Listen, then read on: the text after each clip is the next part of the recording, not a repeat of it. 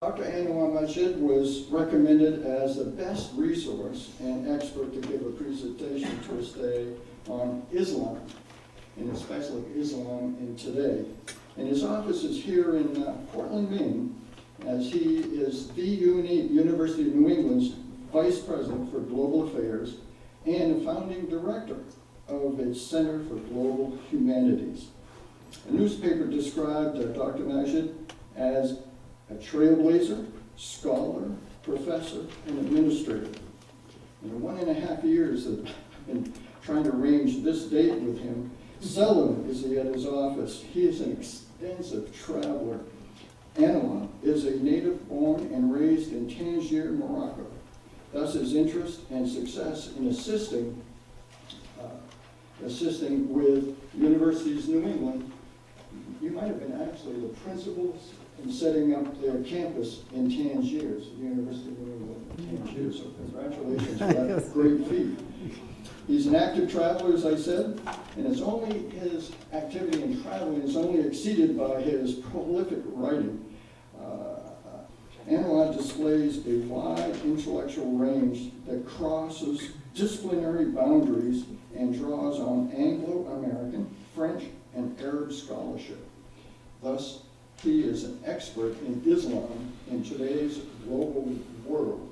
So welcome, and thank you very much for coming. Thank you.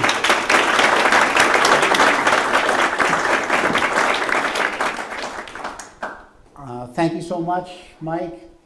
Thank you, everybody, for making it today. I have friends I've met before, colleagues from UNE who took the time to join me today. And we planned this talk, some time ago. And now, of course, with this topic like this, you never know. It's always a timely topic. The events always sort of magnify the significance of a title like the one that I had proposed, that he had proposed for this kind of discussion today. And so recent events in Paris, now Mali, before that, the Russian flight from Egypt or from to Sinai to Russia, and so a lot of events. The theme of Islam has been in the news almost persistently since the late 70s for a lot of reasons. But starting with the crisis in Iran, the the Islamic Revolution in Iran, and so on and so forth. But and as you know, every crisis elicits a lot of responses, a sense of panic, a sense of frustration, and of course, the panel of experts that always comes out and then recommending more or less the same things about how to deal with this issue. And of course, the spectrum of solutions or the range of solutions varies from one end of from left to right, and people are simply perplexed about how to handle this issue of Islamic terrorism. And it is an issue, it is a problem, but I've been thinking about this issue for a while, but not necessarily Islamic terrorism. It's about the place of Islam in the modern world.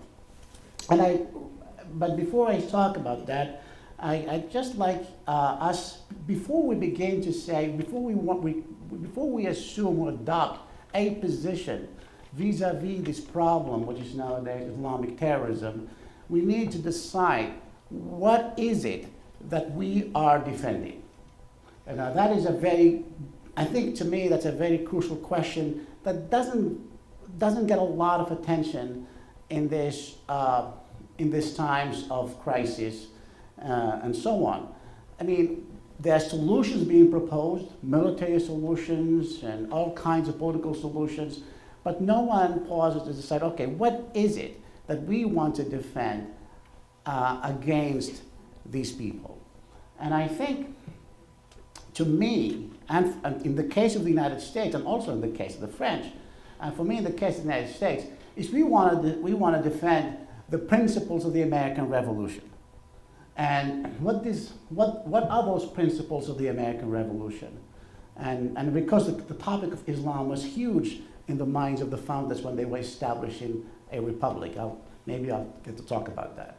What is it is it's a constitution for the first time in human history, or at least in modern history, since ancient Roman times. A republic was a form of government was established that's not a monarchy. That's number one.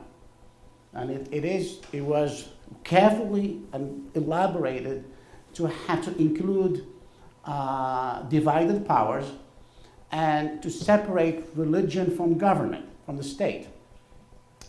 And of course, these two principles, establishing a republic and enshrining a democratic system that allows people to speak up, and supported by the First Amendment that protects the right to speech and expression, and making sure that no branch of government overwhelms the other ones, is the result of an intellectual revolution that took place in Europe and parts of the United States. It was transmitted to the United States too, to the colonialists, which we know as the Enlightenment. The Enlightenment, for the first time in human history, people were able to think outside of the box of religion. And they were able to consider forms of government, science, ideas, philosophy, and so the founders of the United States, people like Jefferson, but we keep forgetting that Thomas Paine was one of the essential founders of the United States, wrote prolifically about this subject, or at least were deeply imbued and sort of by these notions of the Enlightenment. In other words, using human reason to conduct human affairs, to organize governments, forms of government, to do business and so on, and to keep religion on the side, or to keep religion in the private sphere. So for the United States, for the founders in the late 18th century, to create this model of government, this model of nation state, this form of democracy, was tremendously revolutionary. And I would like to invite you to think a little bit. Sometimes I get these apprehensions, and maybe I want to share them with you.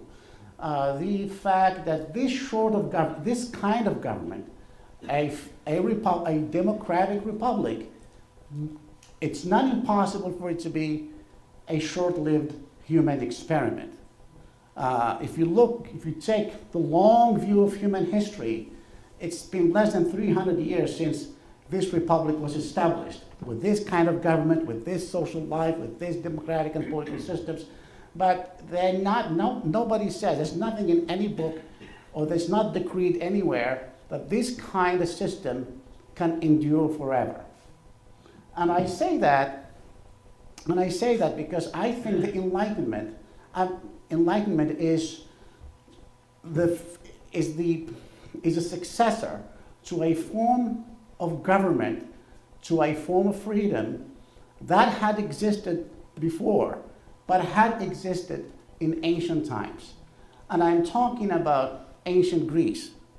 It is, when we go, you have to remember that the notion of democracy was created in ancient Greece, in a system of city-states, and in a system, in a society that was polytheistic, that was not monotheistic. So the Greeks in the environment had many gods, and they were fine. They were not perfect gods. They were semi-human gods. They had their own imperfections. Sometimes they married human beings, but they're not almighty, all-powerful gods that eventually were created, came to us and came to dominate the pantheon of deities, the gods of Judaism, Christianity, and now Islam. So that ancient Greek culture was quickly eclipsed. Well, not quickly, it was eclipsed over the centuries with the rise of Christianity. The philosophy was banished. The schools that were established by the Greek philosophers were closed. And as Christianity and the Christian church grew in dominance and condemned everybody else to paganism and heresy.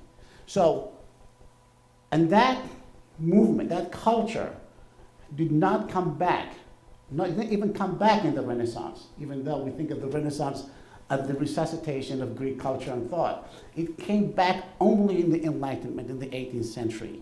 So it took almost 2,000 years for a culture of freedom, of free thinkers, of freedom of thought, of pure democracy, which was established in a polytheistic culture, to come back. And it came back because the significance, the power of religion was becoming diminished with the rise of science. Science, for the first time, was able to relativize or challenge the hegemony of religion or religious thinking. And so for the first time, people were able to think outside of that box. So it is a very fragile achievement. It is a very precious achievement, but also very fragile. The French Revolution, since we are thinking about Paris's days, it's the same thing. What they were inspired, people like Lafayette and others like him were inspired, Turgot, were inspired by the French Revolution, by the American Revolution, and they started their own revolution to establish more or less the same kinds of principles. It was a much more violent revolution, but eventually, in time, ironically, with the help of a military dictator, Napoleon, they were able to establish it throughout Europe. And when Napoleon went to Egypt in the late 18th century, he conquered Egypt. He didn't come as a Christian crusader. He came with a troop of scholars to study Egyptian culture and completely confused the Egyptians, because they had been expected. They were expecting the Crusaders to come back, and here he is coming with a team of scholars to document the great Egyptian heritage and to make it available to Egyptians and the rest of the world.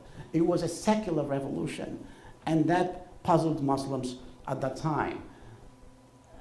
I'm gonna speak in circles now here, but it was from that moment in the late 18th century, some of you probably know, then when Muslims got into this huge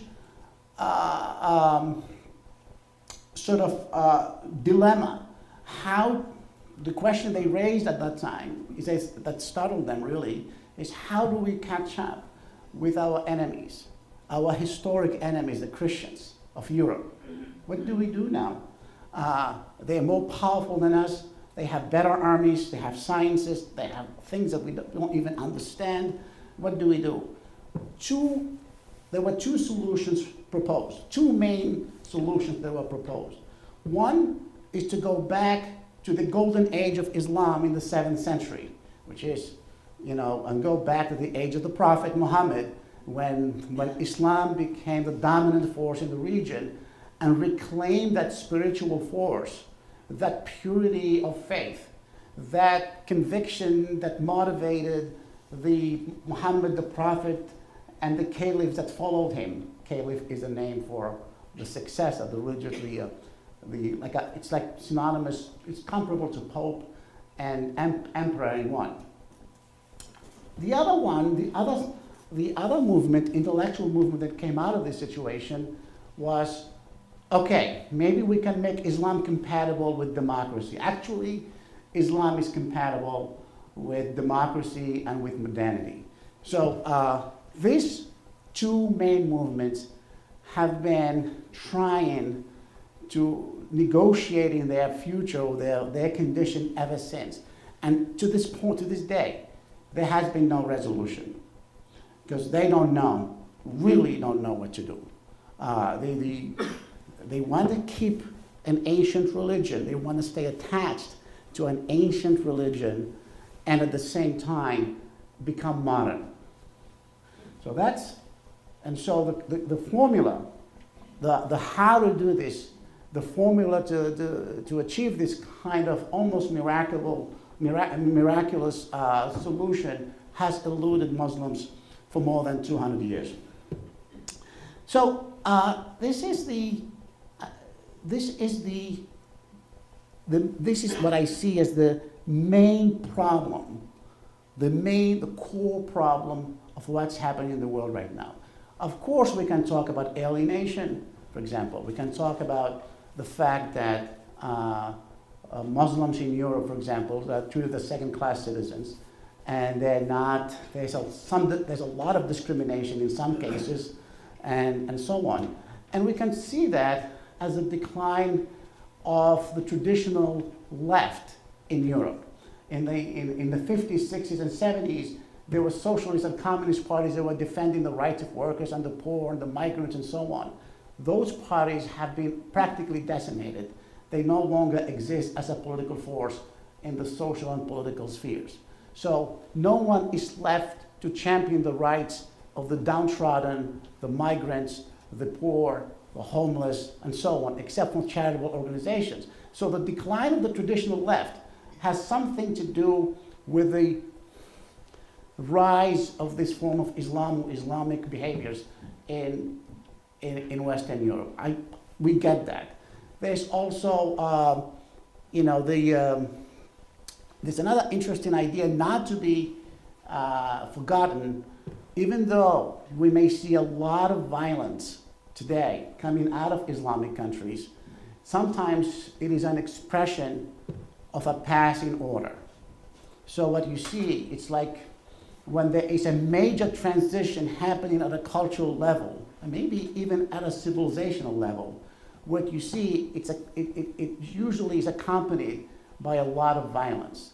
So, but if you look at a microcosmic level at parts of the Islamic world, that you'd see growing urbanization, the decline of the extended family because urban architecture doesn't allow for big tribe-like families to live in the city, the more use of transportation, of cars, and people are watching more television, people are traveling more, people are buying refrigerators, dishwashers, and so on. So at a sociological level, at an everyday level, what you see, the consumer habits of a lot of these people is very much like what you see in Spain, France, and other places. So over time, this will have an effect. Only the fact that people are now living in apartments in cities. So that forces people to have smaller families and fewer children, send them to school, and so on and so forth. So it's going to be a long-term process, but that is happening. If you look at every index of social behaviors and social activity and social development in this nation, that is happening. So I think what you see now is a cry for a passing order or something, an expression of frustration. I think it could be, that's part of what's happening now. Not exclusively, but part of what's happening. So there is a fact of alienation of Muslim communities in Europe, which is true, and so they find their expression and support in ideologies which often they do not understand, which they actually do not understand, period. And the other one, the second one is, even though the people are acting violently, they're at the same time becoming more modern every day.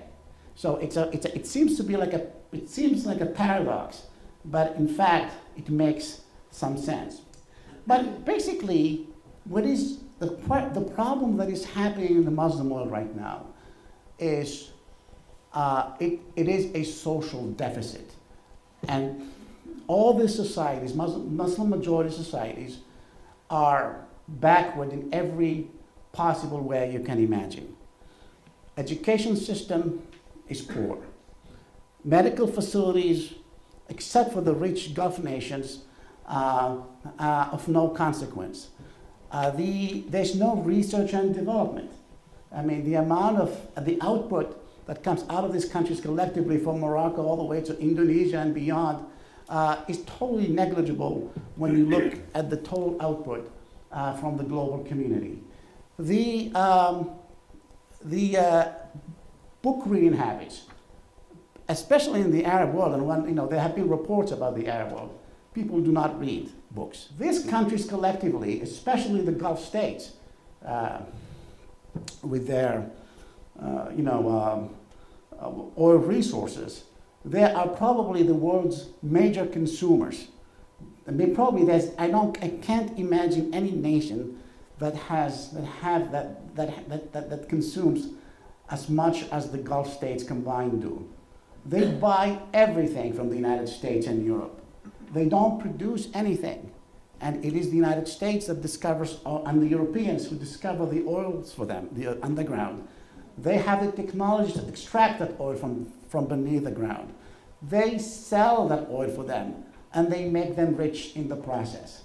And with that kind of money they make, they try to buy everything. They build 7-star luxurious hotels. They buy people from the United States and Europe to go work in their businesses and do other things. It seems to be glamorous and rich, and they seem to have a lot of clout, political clout in the world right now. But actually, these people are non-states. They don't have the real organic structures of a state. They don't have anything. They don't produce anything for themselves. Recently, the Wall Street Journal described the people, the nationals of Gulf states, not the foreign workers who go work and do a lot of work, but the nationals. They call them sofa men. 70% of them are employed by the state, and most of them have nothing to do. They spend all day sitting on sofas. So it's like the slave culture of old in the United States. You remember, it's the irony and the paradox of plantation owners complain about slaves who are not working hard enough. And that is exactly what is happening in the Gulf states. The Gulf nationals do not work. They spend a lot of money, they buy everything, but they're not working. It's a problem waiting to happen, and it's going to happen sooner or later with declining oil prices and the recovery and the independence of the United States vis-a-vis the Middle East in terms of oil consumption. You will eventually see something bad happen. But now China still needs that oil, and other places do too. So you have all these conditions together. What you have, the only thing these people have left is religion. Religion. The only thing left. And religion that tells them that you are the best nation in the world. That the Quran says you are the best people. And that your prophet is God's favorite human being. And he's the last of all prophets. And that the Quran is the uncorrupted, eternal word of God. Because the Quran came to rectify and correct the corruptions that happened to the Torah and the Bible. So the Quran is the word of God. And you are the best nation, and it is partly your duty to make sure the entire world becomes Muslim. What nobody is teaching these people, what nobody dares say to them, and this is something that some of us are trying to do, is that a lot of what they believe in, a lot of their beliefs are simply not historically verifiable. I mean, I'll begin with the easiest ones. And so, for example, when people retaliate against the journalist or the cartoonist of Charlie Hebdo, which happened earlier this year, and to avenge the honor of the Prophet Muhammad, they are doing so because they have very strong documentation, in canonical text in Islam, that mandates that any attempt to humiliate, satirize, insult, even the slightest of offenses against the Prophet has to be punished by death. I mean, if I read to you the list of crimes that can be committed against the Prophet, you won't even believe it. It's even mentioning the fact that he was, dark-skinned, that warrants a death penalty. I mean, it goes on and on and on. The Prophet, the sanctification of the Prophet happened over time. And what's interesting about Muslims today is they take all of these texts that were written in the 8th and 9th and 10th centuries and after at face value. Very few, and those who do, nobody asks or nobody talks to, nobody wonders about whether these texts actually reflect the life of this man, the persona of this man they take for a prophet. The first biography of the prophet, written by Muslim sources, was written approximately 150 years after his death, after his presumed death. That biography is no longer extant. Then came another biography that took some of that information, added some, took out some, and then from then on, as centuries went by, that biography got thicker and bigger.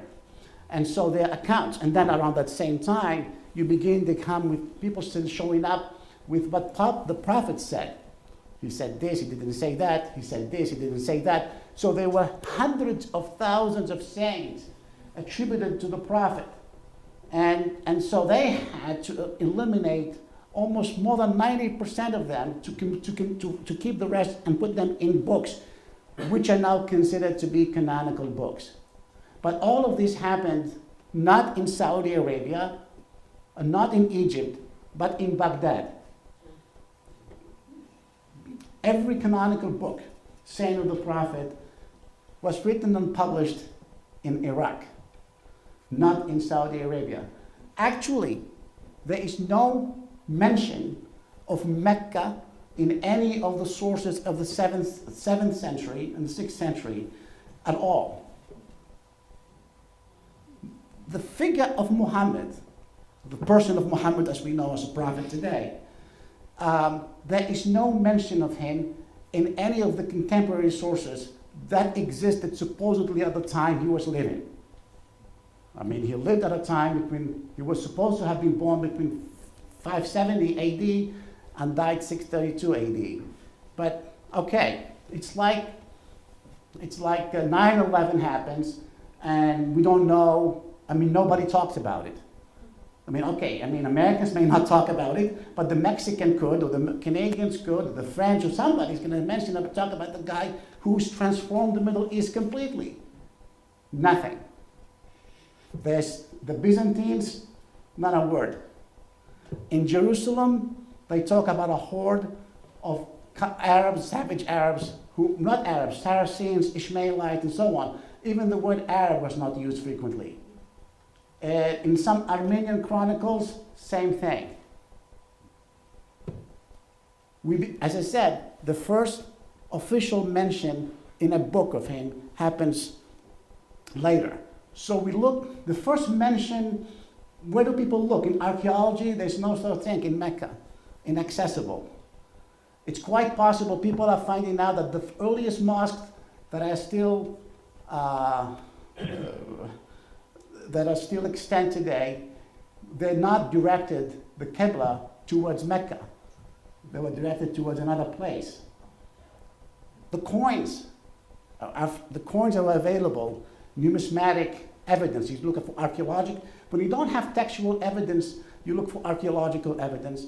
And if you don't have archaeological evidence, you try to see how people minted their money, because people mint money in the name of the ruler, the emperor, or something. Nothing. In the first 50 years after his death, there's no mention of Muhammad. And when the first mention appears, it comes together with a cross. Muhammad is an adjective in Arabic that means the praised one. It's not, it's an adjective.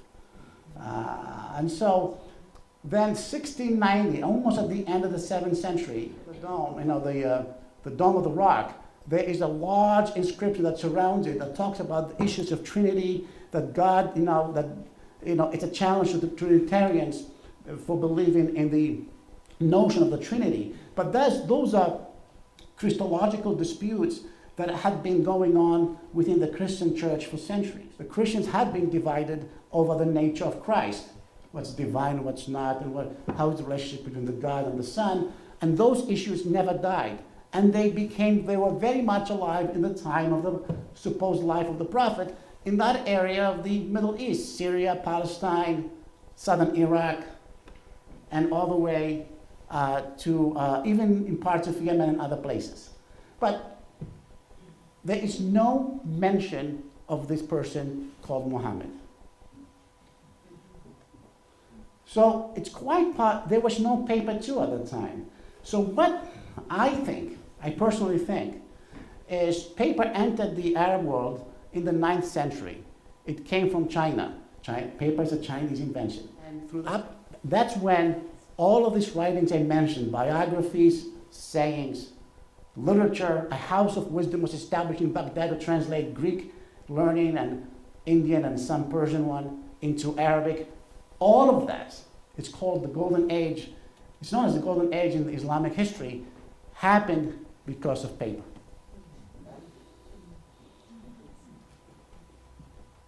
Up until then, people wrote on parchments and leaves. Very hard to write a book, the Quran. This brings us to the other question of the Quran.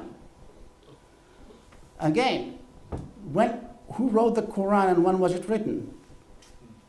I mean, people think God in the Quran says this is the word of God, co-eternal. It's preserved in a tablet in heaven, and so it cannot be challenged ever.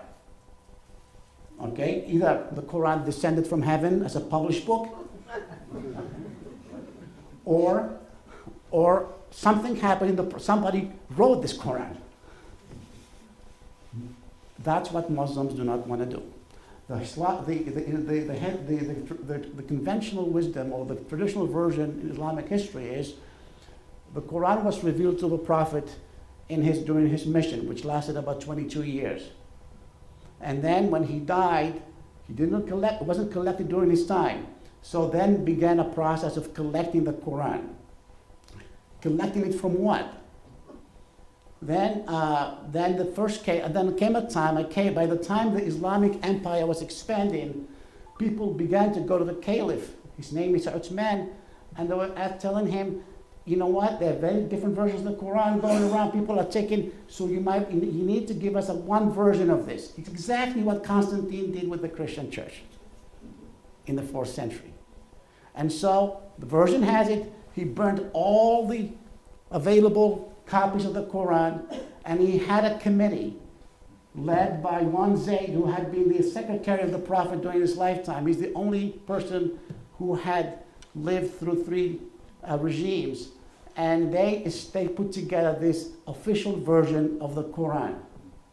And Muslims today think that the Quran that they hold in their hands is that same version. Now the problem was, Arabic at that time didn't have any vowels.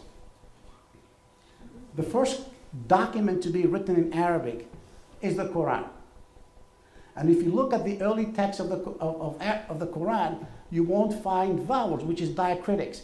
You know, you write a letter, and then you put like a dash, like a hyphen on top of it, or below, or a dot. That's how vowels function in the Arabic language. So it's like saying CT.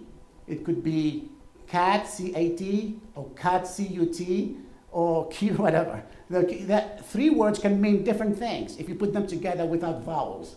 So the vowels came in later, towards the 7th century, and we have evidence of some ruler in Baghdad who was an Umayyad, who was a lieutenant of a caliph in Syria, who said, I am the one who created the Quran. Under the reign of a guy, I don't want to get into too much detail. So, because a lot of history here. So, what I'm saying is, what I'm telling you is practically what we know. So, what you begin to see is like concentric lines of taboos surrounding people living in Muslim majority nations. Everything is sacred. They're dying in the sacred. People, this is a tyranny of the sacred. They cannot touch anything. The best scholars cannot come close to this. People who study literary texts, people who write wonderful history books about poetry, about some ruler in Spain or whatever, don't come close. There is a very strong prohibition, cultural prohibition, against tackling issues like this, which had been dealt with in European history, in the case of Christianity and Judaism, for 2 centuries now. I think what we need to do is to force people in these societies to open up and start dealing with these issues and look at these issues. That is the solution. Because if people begin to realize that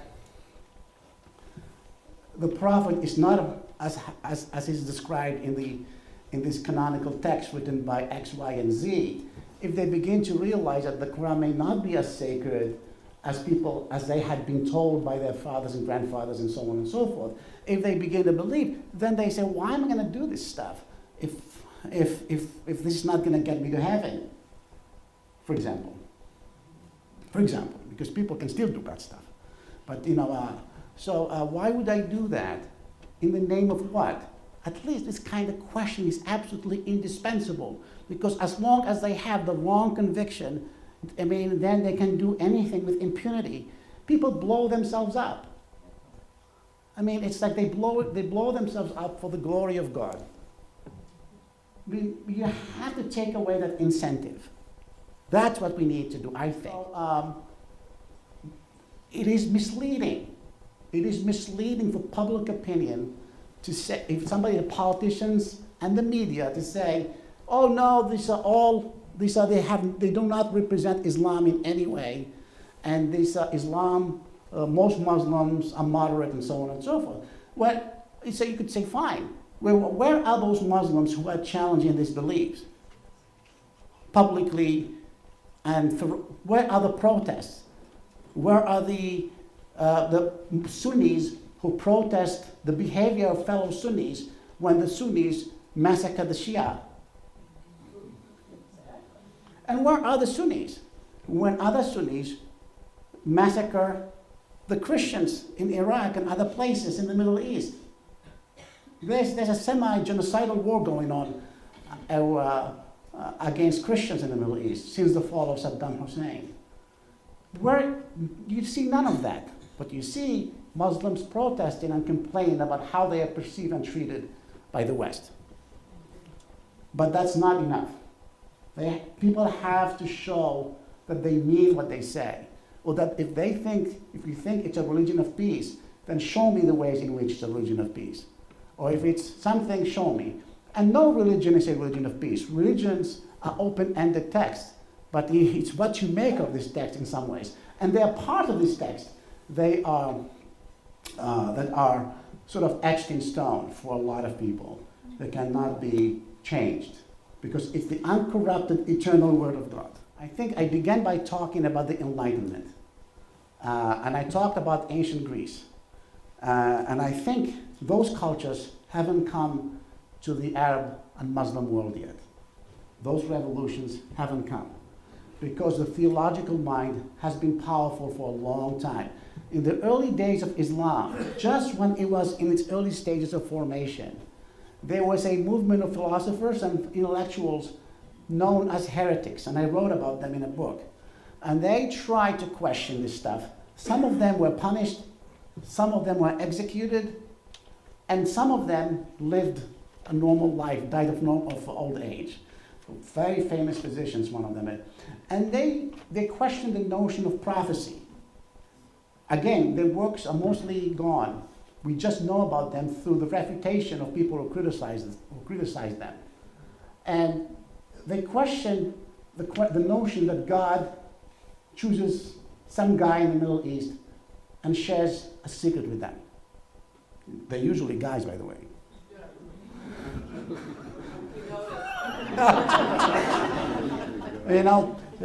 How come? I mean, first of all, you have Moses and Jesus and Muhammad, more or less from the same geographical area, probably not bigger than Maine, the state of Maine, and different times of history. And God somehow likes them and said, okay, I'm going to share something with you today, and the rest of us, we just have to believe them. This doesn't make sense, intellectual sense. They said, and they rejected this view. And so that's called proof of prophecy. They rejected the notion of prophecy and implicitly rejected the notion the notion of this notion of God that presumes that God somehow speaks privately to people for no reason whatsoever, just because he likes them or something, and then eventually, this is something that's, so to think about Islam then, we need to have a multi-layered approach to this topic. One, it's part of the monotheistic tradition, which was created by Judaism first. I always tell my Jewish friends that they created the problem. I do.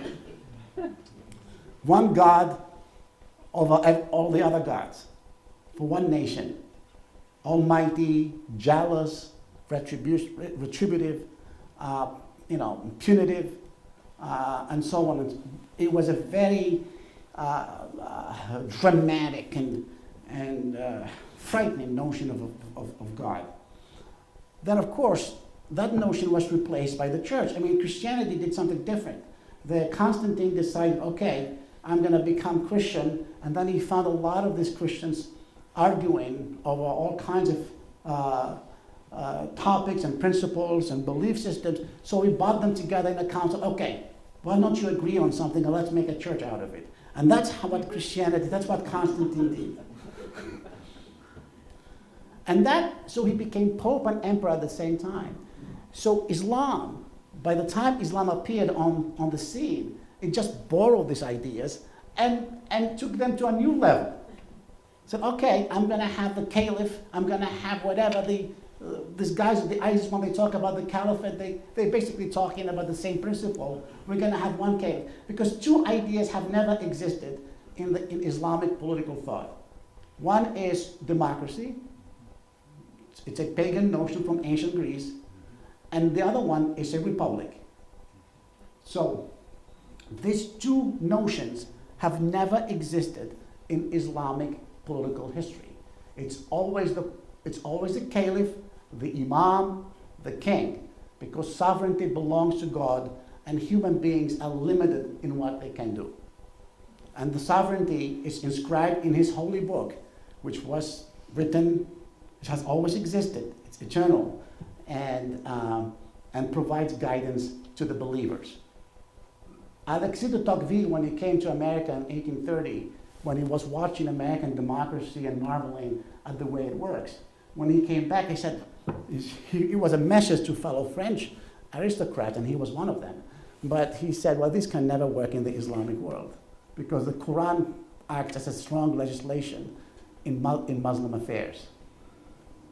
So the question, and I'm saying this with all seriousness, and not because I care about one culture more than I do about the other, or I was born and raised in Morocco, and I care deeply about Morocco, but I want Moroccans to liberate themselves, to get better, to be more creative, to experience their humanity in all its fullness, and not to be completely confined and scared and frightened and enslaved to theological principles that do not make a lot of intellectual sense.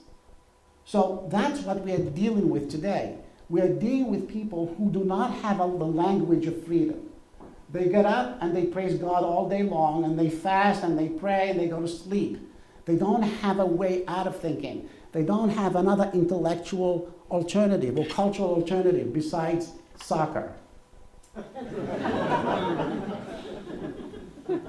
They don't. Soccer and religion are the recreational activities of 90% of people living in Muslim societies today. You've heard that Greek heritage came back to Europe via the Arabs, because it was translated in Baghdad in the 9th century, and that's how it came to Europe. But the Arabs liked Aristotle, for example, but they never translated Greek plays. And they didn't translate a lot of Greek philosophers. And so Aristotle always was a huge figure in Arab philosophical thought, and that it was an Arab in Al-Andalus, in Spain, who explained Aristotle to the world, and eventually led an intellectual revolution, inspired an intellectual revolution in Europe. Say Thomas Aquinas and so on. Then the church eventually had to come to terms with Aristotle. But what happened to Averroes? His name is Averroes, Ibn Rushd. What happened to him with Muslims? They burned his books because they lost a battle against the Christians. So the question, the biggest problem facing the world today is you have 1.5 or more billion people in the globe trapped in a theological system, and they cannot see beyond it. It's serious. It is very, very serious. And you can have all kinds of security measures. You can, we can have, whatever security measure anyone proposes, from this and that and whatever, but nothing will be as effective as trying to create opportunities for these people to start looking beyond these limitations, intellectual limitations and cultural limitations and historical limitations. In other words, we need an age of reason, the very thing that Thomas Paine wanted to see happen in the United States and France, and for which even he was punished. And he had a very bad, as you know, end. But we need an age of reason to be promoted in the Islamic and the Arab world. And we need our media and our politicians to start supporting, instead of inviting people, the clergy and people in robes, and to tell us how good they are, they're good Americans and all that stuff, to bring critical thinkers to television, to give them a column, give them the podium, because those people will change the discussion and will force others to begin to think differently about how they approach and live their religious faith. We're not against religion, but the United States, the miracle of the United States is it privatized the religious experience. I consider religion to be like poetry. If you like this kind of mythology, which is how I see religion, that's fine. You can believe in miracles and the prophets were in caves and angels came to them. And all of that is a belief system. It cannot be proven historically. The supernatural is not something that can be taught in academic circles. It's something that happens in a different realm. In the angels and a lot of people believe in angels, but I don't think there's any physical scientific proof of their existence, unless I'm mistaken. But what I'm saying is, we have these fables about the myth of creation. The Aztecs have their myth of creation. The Maya have their myth of creation. They're born out of a corn. And then the Muslims believe that Muhammad was in a cave and he was meditating at the age of 40, and an angel came to him, almost squeezed life out of him, and he asked him to recite or read. And the prophet says, I don't know how to read, then read. So eventually, that's the first verse in the Quran. Read what, I say?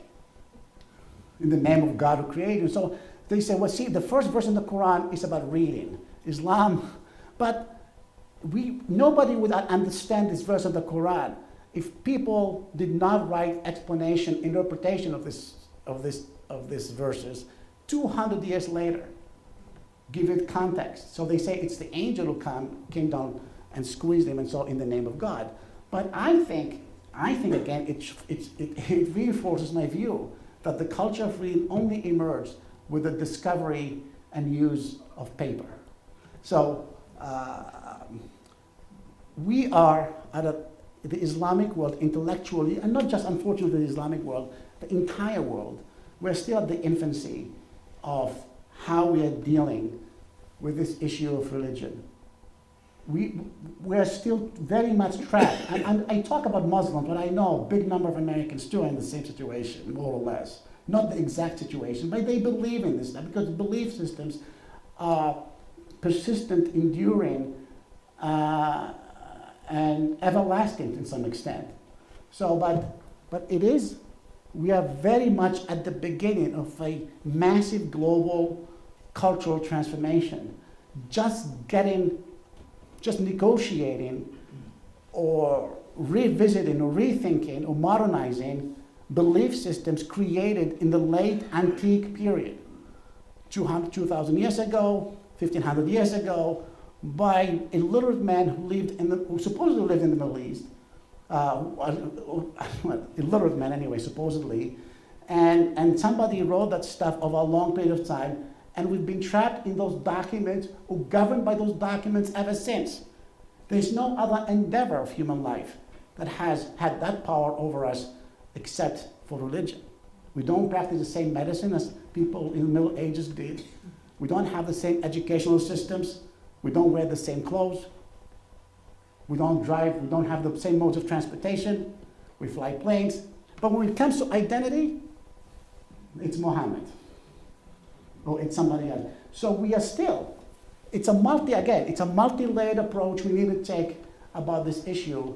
But it's not easy, it's long-term, but a revolution for security, for peace, for coexistence has to start with a multi-layered approach that includes, and most prominently among these approaches, is a cultural revolution of the scope that we saw in the 18th century in Europe and parts of the United States, and the flickering of a revolution that took place in ancient Greece and when eventually was stifled by the rise of monotheistic religions. And Islam is but one expression, a virulent expression, an enduring expression that has yet to accommodate itself to the realities of historical thinking and modernity in the way that we understand it today. So I'm going to stop, and I'll see what kind of questions you have.